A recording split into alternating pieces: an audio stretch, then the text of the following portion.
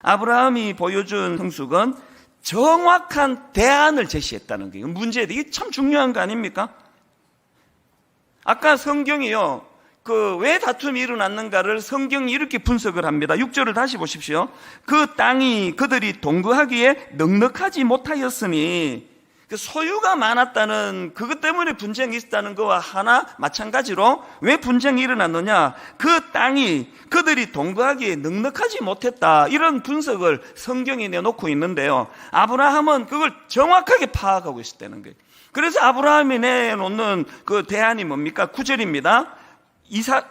롯에게 이렇게 이야기합니다. 너 앞에 온 땅이 있지 아니하냐? 너 앞에 온 땅이 있지 아니하냐? 나를 떠나라. 너 앞에 온 땅이 있지 아니하냐? 아브라함의 이 분석은 바로 성경이 지금 제시하는 그 다툼의 원인이 뭐냐? 그 땅이 그들이 동거하기에 넉넉하지 못하였으니 정확하게 꿰뚫고 있었기 때문에 정확한 대안을 제시한 거 아닙니까?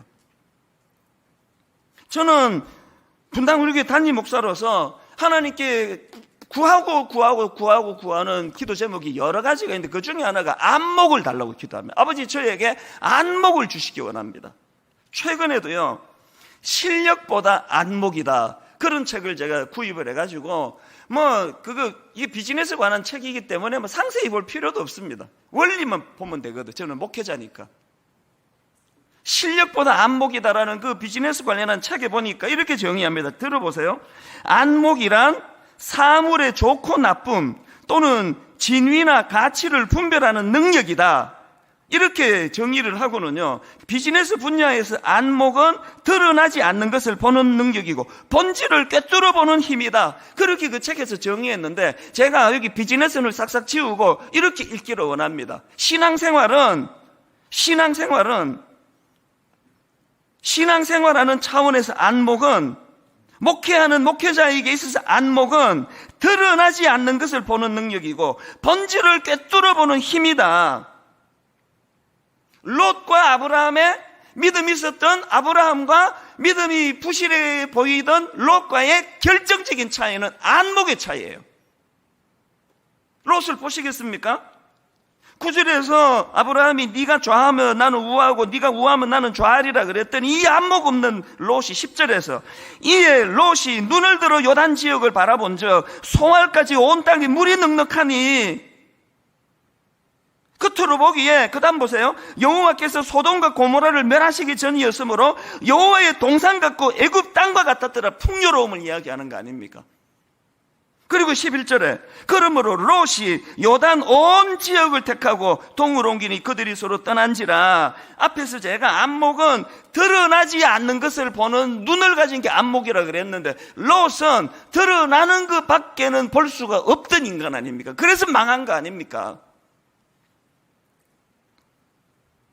겉으로 보기에 너무나 복된 하나님의 동산 같은 그 땅이었지만 12절부터 보십시오. 아브라함은 가나안 땅에 거주하였고 롯은 그 지역의 도시들에 머무르며 그 장막을 옮겨 소돔까지 이르렀더라. 그 다음에 소돔 사람은 여호와 앞에 악하며 큰 죄인이었더라.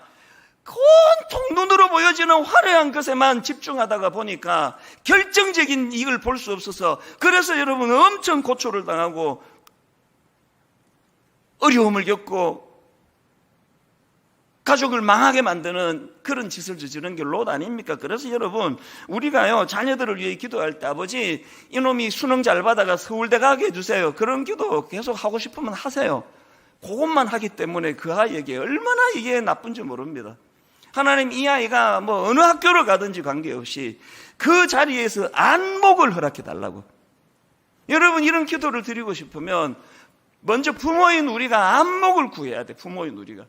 29 목사님들과 제가 실험하고 있는 게, 지금 잘 나누는 우리가 산수 못해가지고 괴로워합니까?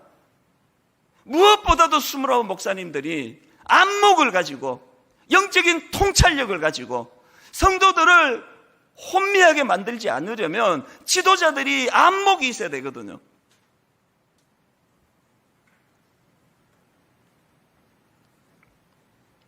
시편 119편 99절에 보니까 내가 주의 증거들을 늘 읊조림으로 나의 명철함이 나의 모든 스승보다 나으며, 그런데 NIV 성경으로 보니까 여기 나오는 나의 명철함이 할 때 이 명철이 인사이트로 번역이 돼요. 인사이트, 아웃사이트, 인사이트.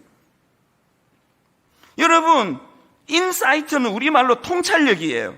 다시 말해 본질을 꿰뚫어 보는 능력, 이걸 인사이트라 그럽니다. 안목이 드러나지 않는 것을 보는 능력이듯이 인사이트도 마찬가지예요. 아웃사이트만 보고, 눈에 보이는 것만 보고. 우리 29 예비 담임 목사님들과 함께할 모든 성도님들에게 영적인 안목, 그리고 통찰력, 아웃사이드만 보는 눈이 아니라 인사이드까지 볼 수 있는 영안을 주시기를 주님 이름으로 축원합니다. 이걸 구해야 돼요.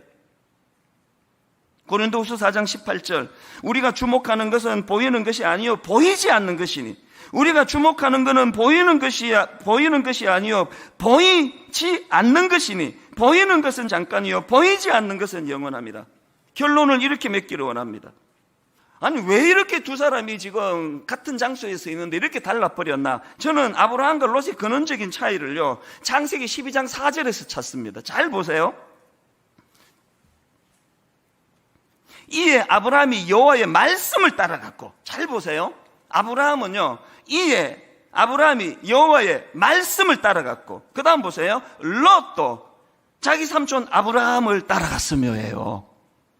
아브라함은 하나님께서 그에게 복을 선포하신 이후에 주셨던 말씀, 2절 말씀입니다. 내가 너로 큰 민족을 이루고 내게 복을 주어 내 이름을 창대하게 하리니 너는 복이 될지라, 그리고 모든 족속이 너로 말미암아 복을 얻을 것이라 하신지라. 이 약속의 말씀이 그를 움직인 동력이 돼서 아브라함은 여호와의 말씀을 따라갔고, 롯은 그 삼촌 아브라함을 따라갔고. 한국교회가 미성숙해진 결정적인 이유를 아시겠습니까?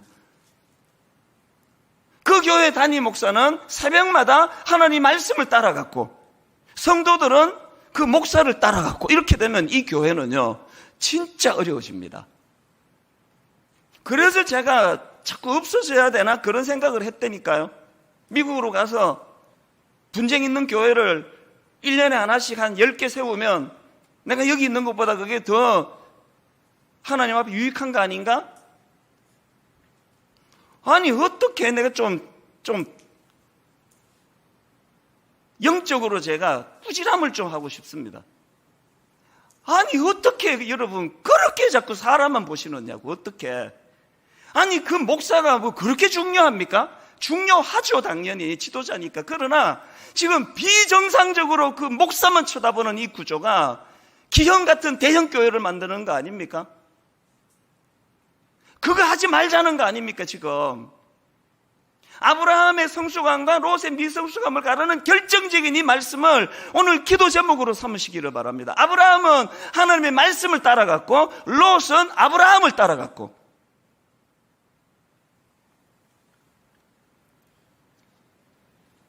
결론을